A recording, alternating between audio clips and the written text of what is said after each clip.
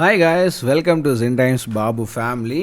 இப்போ நாம் எங்கே இருக்கோம் அப்படின்னு பார்த்தீங்கன்னா, இட்ஸ் ரொம்ப மோஸ்ட் பியூட்டிஃபுல் பிளேஸ்னே சொல்லலாம். ஏன்னா நான் வந்து சிமோகாவிலேருந்து நம்ம சிவன் கோயில் போகிறதுக்காக போயிட்டு இருந்தோம் காரில். ஸோ அப்படி போகும்போது என்னடா இது ரோடு ஓரத்தில் அப்படியே சலசலசன்னு வாட்டர் சத்தம் கேட்குது, வாட்டர் ஃபால்ஸ் ஏதாவது பக்கத்தில் இருக்கா அப்படின்னு சொல்லிட்டு அப்படியே காரை கொஞ்சம் ஓரமாக நிட்டுட்டு அப்புறம் வந்து பார்த்தா, ஓ மை காட், ஒரு சின்ன ஒரு 500 மீட்டர்ஸில் இறங்கி போனோம்னா வேறு லெவல் வாட்டர் ஃபால்ஸு. ஸோ இதை நாங்கள் எதிர்பார்க்கவே கிடையாது.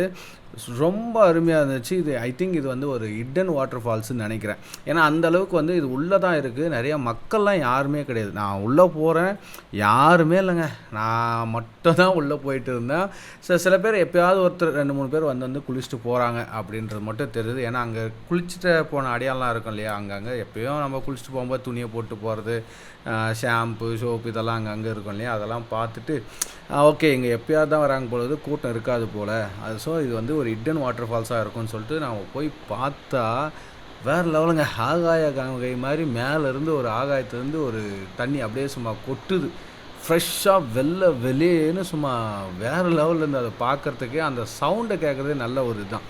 சுற்றிலும் அப்படியே காடு மாதிரி இருக்குது, சுற்றிலும் காடு மாதிரி சின்ன படிக்கட்டு, ஆல்மோஸ்ட் அது அப்போ அங்கங்கே உடஞ்சிருக்கு.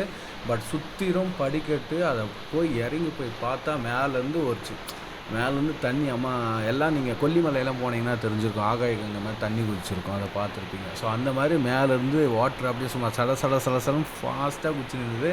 கீழே பார்த்தோன்னா சின்ன குளம், ஆல்மோஸ்ட் ரொம்ப ஆழலாம் கிடையாது, நம்ம ஒரு நெஞ்சு அளவுக்கு தான். தண்ணி குதிக்கிற இடத்துல தான் கொஞ்சம் ஆழமாக இருந்தது போல். அதை பார்க்கும்போது மெய் மருந்து கொஞ்ச நேரம் அப்படியே நின்றே ஆச்சு.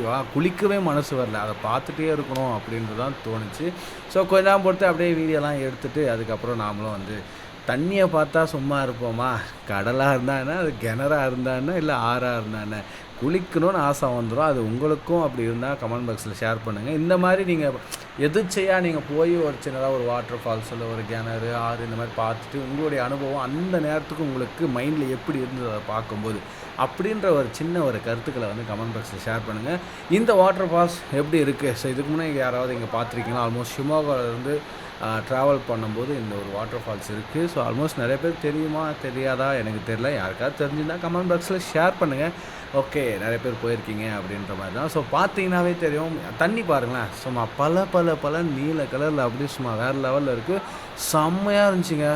ரொம்ப ஹீட்டாகவும் இல்லாமல் சில்லுன்னு இல்லாமல் ரொம்ப அருமையாக இருந்துச்சு. அதுவும் நான் போனது வந்து டைம் பார்த்திங்கன்னா ஒரு 2 மணி இருக்கும். ஸோ 2 மணிக்குள்ளே நல்லா ஃப்ரெஷ்ஷாக இருந்துச்சு தண்ணி, சூப்பராகவும் இருந்துச்சு, குளிக்கிறதுக்கு கொஞ்சம் இதமாகவும் இருந்துச்சு. ஸோ இதே மாதிரி இன்னொரு வீடியோவில் நம்ம சந்திக்கலாம்.